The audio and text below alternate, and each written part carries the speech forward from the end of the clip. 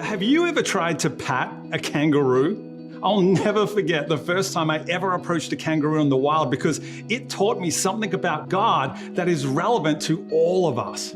My name is Dave, and I'm going to tell you what happened with this wild kangaroo in just a minute. But first, I want to read today's verse of the day because it is directly connected. The verse is Hebrews 4:16, which says, "Let us then approach God's throne of grace with confidence, so that we may receive mercy and find grace to help us in our time of need." Now, isn't it true that how we approach something depends entirely on how we see it? I mean, when I approached that kangaroo, I was really hesitant. See, growing up in Australia, I've always seen them in zoos or from a distance, but standing face to face with a full-grown kangaroo in the wild, well, that's a lot different. And it's the same with God. Your approach to God is determined by how you see God. When the writer of Hebrews tells us to approach God with confidence, they use a Greek word for confidence that means bold freedom.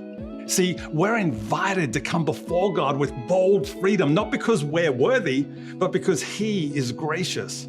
So no matter what you've done, no matter what you've said, and no matter what you've been through, you don't have to be afraid to approach God. You can approach Him confidently, knowing that when you do, He will give you mercy and grace in your time of need. Amen.